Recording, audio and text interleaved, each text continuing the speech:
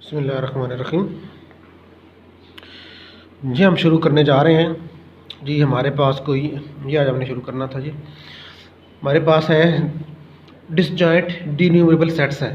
If A1 A2 A3 AN are pairwise disjoint denumerable sets then union of I varies from 1 to infinity AI is denumerable. क्या मतलब, क्या कहता है? वो कहता है कि हमारे पास जो डीन्यूमरेबल सेट्स हैं उनका जो यूनियन होता है वो भी डीन्यूमरेबल होता है। ये मतलब है।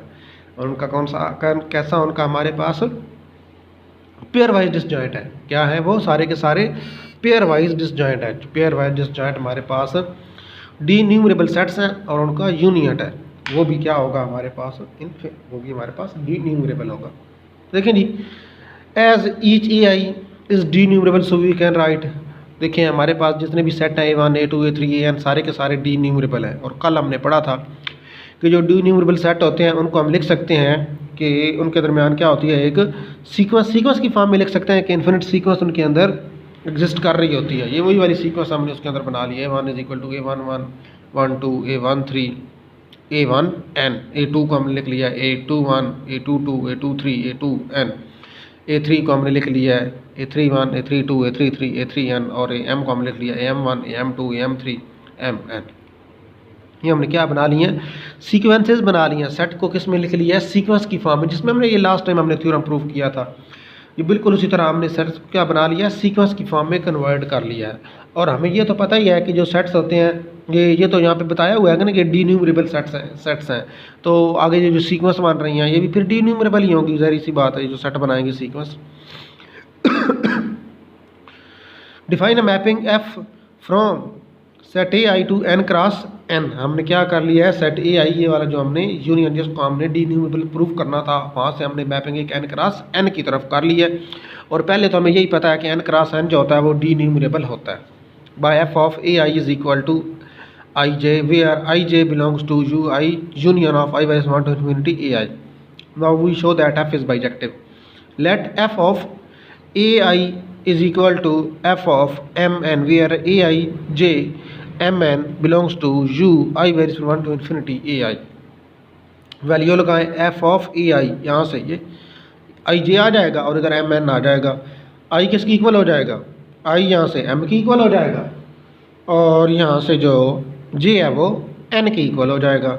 I जो है वो M की इक्वल हो गया और J जो है वो N की इक्वल हो गया।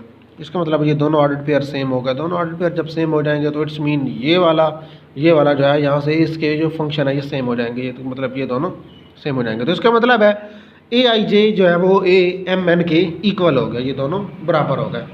तो यही हमें 1 1 में चाहिए होता है कि हमने जो आर्गूमेंट होता है ये इनपुट जो होती है उसको इक्वल प्रूव करना होता है। ये दोनों इक्वल हो गए तो ये 1 1 प्रूव हो गया। अब हमने इसको 1 2 प्रूव करना है।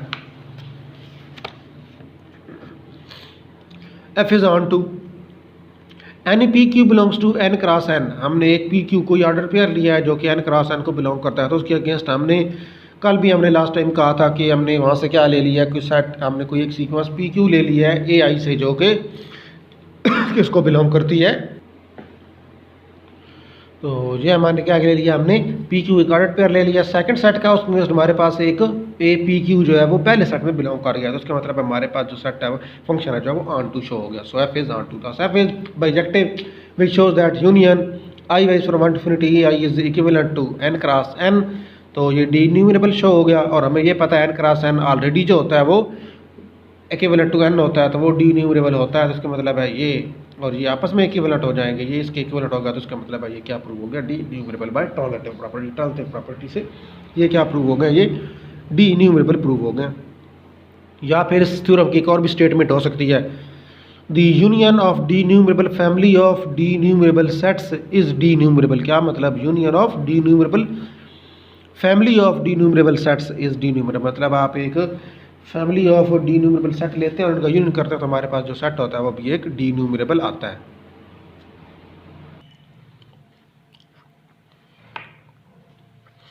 नेक्स्ट थ्योरम है हमारे पास, every subset of a denumerable set is either finite or denumerable. क्या मतलब, किसी भी डीन्यूमरेबल का सबसेट लें तो या तो डीन्यूमरेबल होगा या फिर वो फाइनाइट होगा। दो ही कंडीशन हो सकती है। या फिर इस थ्योरम को यूं भी स्टेट किया हुआ होगा, every subset of a denumerable set is countable.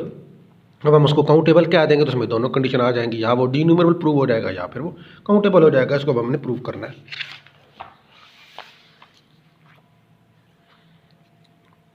Late A is equal to A1 A2 A3 AN be denumerable set. हमारे पास कोई एक डिन्यूमरेबल सेट है एंड बी भी है सबसेट ऑफ ए, और हम क्या देते हैं कि बी जो है उसका एक सबसेट है। इफ बी इज फाइनाइट, अगर बी फाइनाइट है, इसका जो एक सबसेट हम ले रहे हैं बी, अगर तो वो फाइनाइट है तो फिर क्लियरली वो डिन्यूमरेबल है, क्योंकि फाइनाइट सेट हमेशा डिन्यूमरेबल होते हैं। Finite then we are done. Let B is infinite, हम सपोज करते हैं कि जो इसका सबसेट हुई है वो इन्फिनिट सेट है, and then we have to show that B is denumerable. Let n1 be the smallest natural number such that an, हमने एक सीक्वेंस इसके अंदर बनानी है सेट बी के अंदर, तो हम सीक्वेंस को इस तरह सपोज करने लगे an1 belongs to B. Let n2 greater than n1 be such that an2 belongs to b।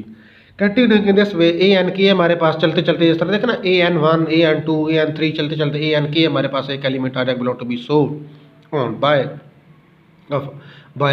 Infinite sequence, जिस तरह हम इन्फिनिट सीक्वेंस बनाते हैं।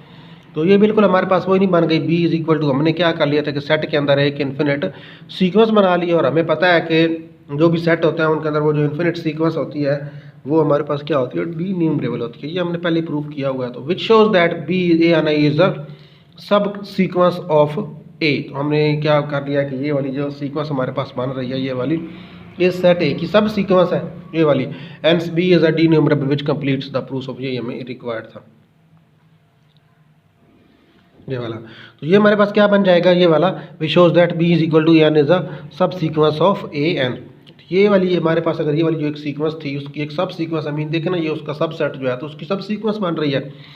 और हमें ये पता है, ये हमने पहले थ्योरम नहीं पढ़ा था कि हमारे पास जो डिस्टिंक्ट एलिमेंट की सीक्वेंस होती है वो हमारे पास क्या होती है, डिन्यूमरेबल होती है। The sequence of distinct element वाली जो सीक्वेंस होती है वो क्या, डिन्यूमरेबल होती है। तो ये डिस्टिंक्ट एलिमेंट वाली सीक्वेंस ही बनी है, ये सेट हमारे पास डिन्यूमरेबल हो गया, hence B is denumerable which complete the proof. Next very very important ये हमने करना है। एक्चुअल हमारा जो टास्क था वो ये था, the unit interval 0 1 is not denumerable. ये आज हमने शो करना है कि जो 0 1 है हमारे पास इंटरवल होता है ये डिन्यूमरेबल नहीं होता। इसको हम प्रूव करना चाहते हैं। The unit interval 0 1 is not denumerable. क्या मतलब है, ये जो यूनिट इंटरवल होता है ना 0 1, इस ये वाला जो होता है ये सेट ऑफ नेचुरल नंबर के साथ 1 1 की करस्पॉन्डेंस नहीं बनाता। क्यों नहीं बताता, इसको प्रूव करना तो अलग से बात, पहले तो इसको समझना ज़रूरी है कि ये क्यों नहीं बना रहा होता। देखिए जब आप 0 1 लेते हैं ना बेटा, तो इसका मतलब ये होता है कि आप 0 1 जब ले रहे हैं ना इंटरवल, ये आपके पास है 0 और यहाँ पे आपके पास है 1, तो यहाँ पे पॉइंट आप क्या लेंगे 0.1 0.001 0.02 इस तरह करके पॉइंट्स आएंगे। देखिए आपके पास यहाँ पे एक्चुअली प्रॉब्लम क्या होती है, यहाँ पे देखिए आपको पता फ्रैक्शन वाले पॉइंट भी आ रहे हैं 0 1 के अंदर, क्योंकि ये 0 1 इंटरवल है ना, कंटिन्यूअस पूरे का पूरा इंटरवल है ना, कोई भी पॉइंट बीच में से मिसिंग नहीं है। और ये सारे के सारे पॉइंट्स जो हैं वो आपस में क्या ओवरलैप ही हुए हैं, ये भी हमें पता है। तो यहाँ पे रैशनल इर्रेशनल भी आ जाते हैं। यहाँ पे एक्चुअली होता क्या है, यहाँ पे एक्चुअली हमें पता नहीं चल रहा होता कि वो जो नेक्स्ट वाला जो नंबर है वो पिछले वाले नंबर से बड़ा है या छोटा है। हम नंबर्स के ऑर्डर जो है वो प्लेस नहीं कर पा रहे होते, जिस वजह से ये वाला जो होता है वो डिन्यूमरेबल नहीं होता। मतलब यहाँ पे इस तरह के इन्फिनिट नंबर आ रहे होते हैं जिनमें कोई ऑर्डर नहीं पाया जा रहा होता, हम उनका ऑर्डर जो है वो डिफाइन नहीं कर रहे होते। जिस तरह हमने वो लास्ट टाइम वहाँ पे हमने वो n क्रॉस n का एक बना लिया था ना, इस तरह यहाँ पे हम इस तरह की सिचुएशन नहीं बना सकते। यहाँ वहाँ पे हमने याद है वो 1 1 1 2 1 3 1 नीचे वाली 2 1 2 2 2 3 वो वाला बना लिया था एग्जैक्टली ऐसे। इसका हम ऐसा कुछ भी नहीं बना सकते 0 1 जो इंटरवल है, इस वजह से ये वाला जो हमेशा ही डिन्यूमरेबल होता है, ये कभी भी 1 1 करस्पॉन्डेंस नहीं बनाता सेट ऑफ नेचुरल नंबर के साथ। इस वजह से ये क्या होता है, डिन्यूमरेबल होता है। तो देखिए जी proof, suppose on contrary that 0 1 is denumerable. हम उसके अपोजिट सपोज कर लेते हैं कि 0 1 जो है वो डिन्यूमरेबल है। अगर वो डिन्यूमरेबल है तो लाजमी तौर पर उसके अंदर वो एक इन्फिनिट्स वाली सीक्वेंस, वो डिस्टिंक्ट वाली एक सीक्वेंस एग्जिस्ट करनी चाहिए। यही हमने कहा था कि जो डिन्यूमरेबल सेट होते हैं उनके दरमियान एक डिस्टिंक्ट एलिमेंट की सीक्वेंस होती है। तो ये वो वाली सीक्वेंस हमने सपोज कर ली। लेट x1 बिलोंग टू 0 1, हम कोई ले लेते हैं कोई एक x1 जो है वो 0 1 इंटरवल को बिलोंग करता है। वो divide the interval 0 1 into 3 equal सब इंटरवल। हमने इसके 3 इक्वल सब इंटरवल बना लिए। कौन कौन से, 0 से 1/3, 1/3 से 2/3, 2/3 से 1 of the equal length of 1/3। सारे इंटरवल की 3 इक्वल लेंथ 1/3 बना लिए। The next one belong to at most 2 of the 3 interval. तो इसका मतलब है हमारे पास जो x1 है वो इन 3 इंटरवल में से ज़्यादा कोई से 2 इंटरवल को बिलोंग करेगा। x1 जो है हमारे पास जी, तो ये मैं कह रहा था कि हमारे पास जो x1 belongs to the at most 2 of the 3 interval. x1 जो है वो ज़्यादा से ज़्यादा इन 3 इंटरवल में से किसी 2 में जा सकता है, 3 में नहीं जा सकता। क्यों नहीं जा सकता? सपोज देखें, पहला आपके पास इंटरवल है 0 से 1/3। आप एक एलिमेंट ले लेते हैं 0 से 1/3, तो लाजमी तौर पर क्या होगा, वो एलिमेंट, फॉर एग्जांपल आप एक एलिमेंट ले लेते हैं 1/3 से छोटा, तो 1/3 से स्मॉलर जो एलिमेंट होगा इस इंटरवल के अंदर आ जाएगा। वो इस इंटरवल में भी नहीं होगा, इस इंटरवल में भी नहीं होगा, यकीनन नहीं होगा। इसी तरह आपको एक एलिमेंट ले लेते हैं वो 2/3 से स्मॉलर बट 1/3 से ग्रेटर, तो वो कहाँ पे आ जाएगा? इस इंटरवल के अंदर आ जाएगा। ये वाला जो इंटरवल है वो इस इंटरवल के अंदर आ जाएगा। ये सेकंड वाला जो इंटरवल मैं आपके सामने कर रहा हूँ इस वाले इंटरवल के अंदर आ जाएगा। तो वो बिल्कुल है, किस में नहीं होगा और इसमें भी नहीं होगा। इसी तरह अगर आप एक एलिमेंट ले लेते हैं इस इंटरवल के अंदर जो 2/3 से ग्रेटर है बट 1 से स्मॉलर है, तो वो लाजमी तौर पर इस इंटरवल के अंदर होगा, लेकिन इन दोनों के अंदर नहीं होगा। एटमोस्ट अब 2 में कब होगा?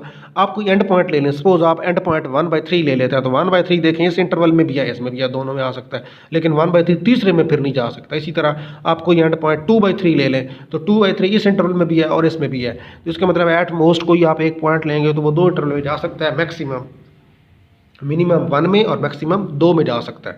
तो वो ज़्यादातर तो वो 1 में ही रहेगा, लेकिन ज़्यादा मैक्सिमम जो है वो किस में जा सकता है? 2 इंटरवल में जा सकता है। ये चीज़ लिखी हुई है। Next, let a1 b1 be the one of the 3 intervals. हमने कोई एक इंटरवल ले लिया a1 b1 be the one of the 3 interval 0 1/3 in 3 interval में से such that x1 does not belongs to a1 b1 i1। हम कह देते हैं कि जो इन इंटरवल में से ना B the one of the 3 interval, इनमें से कोई एक इंटरवल है और इनमें से ऐसा एक इंटरवल है जिसको x1 बिलोंग नहीं करता, है ना। ये इंटरवल है, ये इंटरवल है, ये इंटरवल, इसमें से किसी एक इंटरवल को हम नाम दे रहे हैं a1 b1 का, और हम साथ में ये कह रहे हैं, और ये भी हमने कहा है ना कि x1 अगर आप लेते हैं तो वो कोई से 2 इंटरवल में जाता है, तीसरे में नहीं जाता। वो जिस तीसरे में नहीं ना जाता उस तीसरे को मैं a1 b1 का नाम दे रहा हूँ, और साथ में देखें ये लिख रहे हैं कि a1 does not belong to this interval. Let x2 belongs to a1 b1। इसी तरह हमने कोई एक और एलिमेंट ले लिया है जो a1 इंटरवल b1 को इंटरवल, इसका मतलब है एक आपने एलिमेंट लिया था वो इन दो को 1/3 आप सपोज कर लें, तो 1/3 इन दो को तो बिलोंग नहीं करेगा, लेकिन लाजमी तौर पर वो इसको तो बिलोंग फिर कर रहा होगा ना। तो इसका मतलब है आपने एक एलिमेंट ले लिया था x1 जो इसको बिलोंग नहीं कर लिया था, तो इसका मतलब है इस इंटरवल के अंदर अगर x1 नहीं है तो इसके अंदर कोई और एलिमेंट तो है ना, उस एलिमेंट को मैं x2 कह देता हूँ। ये देखें x2 belongs to a1 b1। वो divide the interval a1 b1 into 3 equal subinterval. अब हम इस a1 b1 इंटरवल को मजीद 3 इंटरवल बनाते हैं, सब interval a1 plus 1/9, a1 plus 1/9, a1 plus 2/9 and a1 plus 2/9 b1 of equal length 1/9 1/9 length वाले हमने 3 और सब इंटरवल बना लिए। Then x2 belongs to at most 2 of the 3 interval. फिर हमारे पास क्या होगा, जो x2 होगा ना, जो वाला x2 वो ज़्यादा से ज़्यादा 2 इंटर, बिल्कुल प्रीवियस वाली कंडीशन, x2 ज़्यादा से ज़्यादा 2 इंटरवल में होगा, किसी एक में नहीं होगा।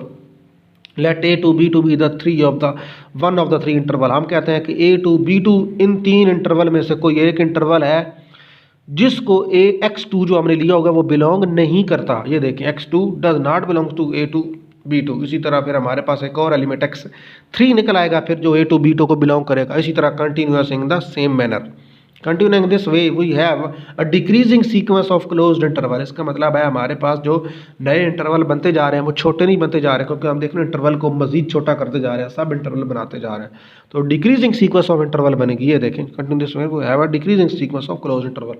i1 जो पहला इंटरवल था हमारे पास 0 1 वाला वो सबसे बड़ा था, उससे छोटा i2 हो गया, उससे छोटा i3 होगा, such that xn does not belongs to in।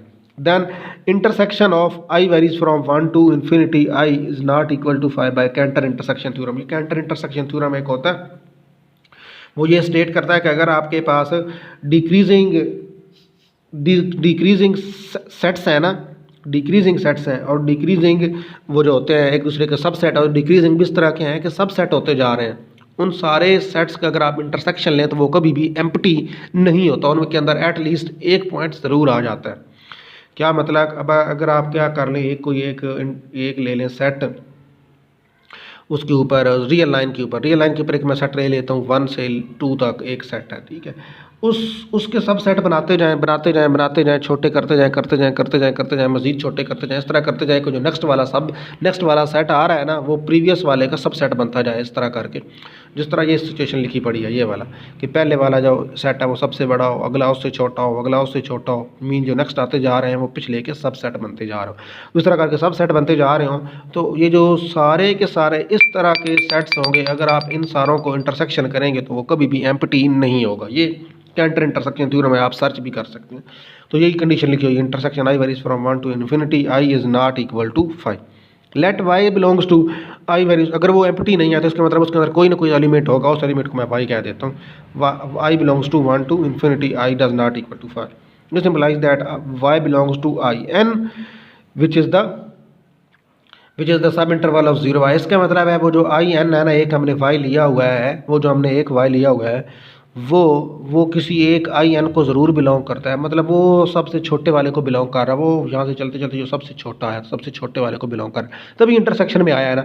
अगर वो सबसे छोटे वाले में बिलोंग कर रहा है, उससे बड़े में भी लाजमी तौर पर है, उससे बड़े में भी है, उससे बड़े में, और अल्टीमेटली वो चलते चलते एंड पे 0-1 में भी मौजूद है। इसका मतलब है वाई जो है वो किस में 0-1 इंटरवल में भी मौजूद हो गया। तो इसका क्या मतलब है, हमारे पास जो y है वो सम एक्स एम की इक्वल हो गया है। हमारे पास एक एलिमेंट निकल आया है 0-1 इंटरवल के अंदर एक्स एम, और इस तरह का है एक्स एम निकला है कि y जो एक्स एम है but does not belongs to i m, लेकिन वो आई एम किसी और इंटरवल को बिलोंग नहीं करता। Which is the contradiction, so our supposition is wrong, जो कि कंट्राडिक्शन बनती है। तो ये हमारे पास कंसिक्वेंटली क्या हो जाता है, 0-1 इज नॉट डिन्यूमरेबल। देखिए अब ये आप समझने वाली बात है यहाँ पे कि ये कंट्राडिक्शन कैसे आ रही है। हमने देखे ना, ये देखा था कि y जो है वो एक एलिमेंट आपने ले लिया, जो ये जो आपने इंटरवल बना रहे थे सबसे छोटे में y चला जाता है। जब सबसे छोटे में जाता है तो चलते चलते चलते बड़े में तो ऑटोमेटिकली वो आ रहा है, क्योंकि बाकी सारे उसके सुपर सेट हैं और वो छोटा सब का सब सेट है, तभी तो उनकी इंटरसेक्शन नॉन एम्प्टी आ रही है। इसका मतलब है वो जो y है वो सारों के अंदर मौजूद है, सब के अंदर मौजूद है।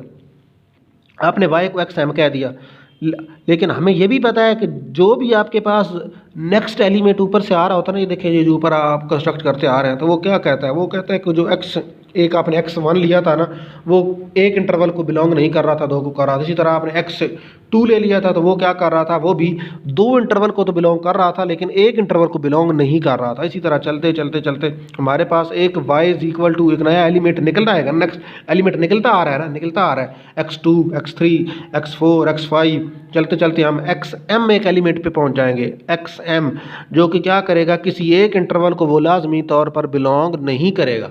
इसका ये मतलब है कि हमारे पास जो चलते चलते xm आ जाएगा, वो किसी एक इंटरवल को तो बिलोंग लाजमी तौर पर उसने नहीं करना, क्योंकि वो 2 सब इंटरवल के अंदर चला गया।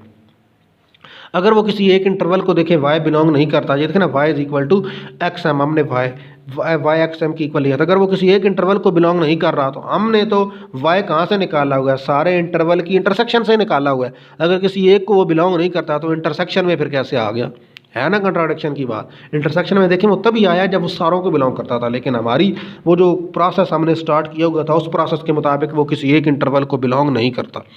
इसका मतलब है ये जो हम प्रोसेस कर रहे थे ना, ये सारे का सारा वाला प्रोसेस, ये प्रोसेस हम ठीक नहीं कर रहे थे, ये हम रॉन्ग डायरेक्शन में जा रहे थे, उल्ट डायरेक्शन में जा रहे थे। और ये प्रोसेस हमने कैसे स्टार्ट किया था, ये प्रोसेस हमने स्टार्ट किया था जी, ये हमने प्रोसेस स्टार्ट किया था कहाँ से, यहाँ से हमने स्टार्ट किया था कि we can write 0-1 is equal to x1, x2, x2, 3 divide interval is 1। हमने सपोज किया हुआ था, देखिए कंट्रेरी 0-1 इज डीन्यूमरेबल, हमने 0-1 इंटरवल को कंट्रेरी अपोजिट डीन्यूमरेबल सपोज करके तो एक सीक्वेंस वाला सेट बनाया था। तो तब हमने ये वाला प्रोसेस स्टार्ट किया था ना। इसका मतलब हमने ये वाला जो प्रोसेस कर रहे हैं ये ठीक नहीं है, ये गलत है। तो प्रोसेस अगर गलत है तो इट्स मीन ये हमने सपोजिशन जो की हुई है ना कि 0-1 डीन्यूमरेबल है, इसका मतलब है ये सपोजिशन गलत है। इसका मतलब है ये जो 0-1 है वो डीन्यूमरेबल नहीं है। अगर वो डीन्यूमरेबल नहीं है तो फिर वो लाजमी तौर पर वो फिर क्या होगा, वो हमारे पास जो हमारे पास वो हमने यहाँ पे जो सपोज कर रखा था कि वो डीन्यूमरेबल है, तो इसका मतलब है कि वो डीन्यूमरेबल नहीं है। और यही हमने प्रूव करना था कि 0-1 इज़ नॉट डीन्यूमरेबल। तो इसका मतलब है वो जो हमारी कंस्ट्रक्शन आ रही है वो हमारी इस सपोजिशन के अगेंस्ट है, इसको कंट्राडिक्ट कर रही है। तो हमने ये जो सपोजिशन की हुई थी ये गलत है। तो इसका मतलब हमारी सपोजिशन क्या थी कि वो डीन्यूमरेबल है, तो इसका मतलब है कि वो डीन्यूमरेबल नहीं है। यही हमने प्रूव करना था, दिस इज नॉट डीन्यूमरेबल। आपको ये सेंटेंस लिखा गया देखिए, which is contradiction so our supposition is wrong consequently 0 1 is not denumerable. इसका मतलब है जो 0 1 है वो इंटरवल डी न्यूमरेबल नहीं है। ये वेरी वेरी इंपॉर्टेंट क्वेश्चन है, ये आपने लाजमी करना है, ये अक्सर पेपर में आता होता है।